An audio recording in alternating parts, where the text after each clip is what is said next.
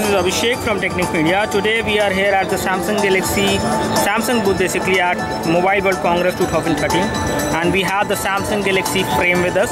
This is a recently announced device from Samsung. The display size of the device is 3.5 inch and the display resolution is HVGA TFT display. So because of the TFT display, the viewing angles are not pretty good because you won't be able to see what is happening on the screen if you tilt the display, as you can see, if you can notice right now.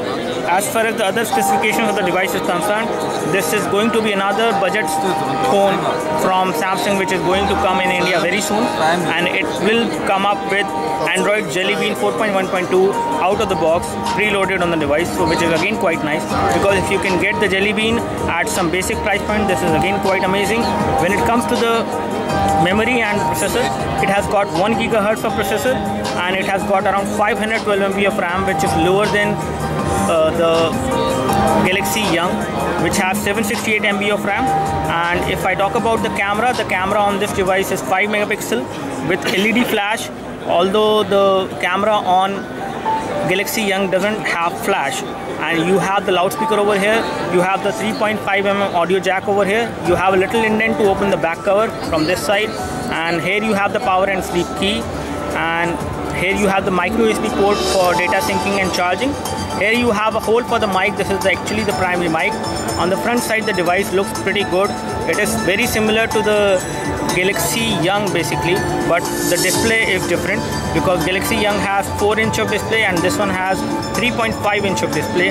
As far as the battery is concerned, this device has 1300 mAh battery, which is quite good.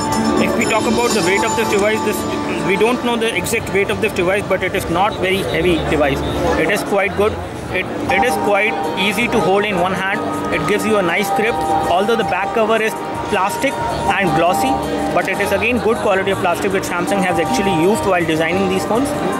So these are going to be budget segment phones, the Galaxy Young as well as Galaxy Fame, but still Samsung has actually taken good amount of care while designing these phones. You have a chrome lining across the edges of the phone, as you can see, which makes the look of the phone pretty nice, and it gives you a pretty good look and feel of the device when you hold it.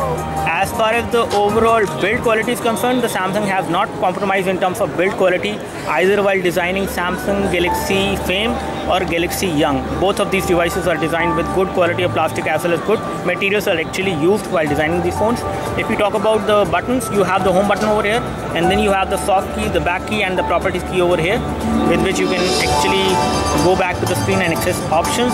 You have an earpiece over here, which is again looks quite nice. You have the proximity sensor. The front camera on this device is VGA quality, so you can do video chatting, whereas the back camera is 5 megapixel camera. So as far as the operating system, as far as the UI which you have on this phone, you have Android Jelly Bean 4.1.2 out of the box. If I show you the RAM storage, the inbuilt storage of the device, if I show you the RAM as well as the inbuilt storage of the device, let's first of all check out the inbuilt storage. So inbuilt storage, you get around 1.95 GB, which is actually the total space, and out of which around 472 MB is actually available to the user for installing applications. And you do have the option to install an SD card to expand the storage of the device. If I take a look over the application manager to find out the RAM usage, so we are running several processes in the background and programs and apps, and if we take a look over the RAM, it has like 512 MB of RAM, out of which around 398 MB is actually used right now, and 46 MB of RAM is free, which is not so high in terms of the free RAM because you might see a little delay while going across different applications while launching them, while accessing the multitasking UI. In order to access the multitasking UI, you have to press the home key, and then you will be able to access the multitasking UI like on other Samsung Galaxy phones, and then you can kill these applications from here. If I talk about other specifications of the device has got a lower resolution. If I show you the camera quality of this device, let me just launch the camera. So let me just take a photo of this.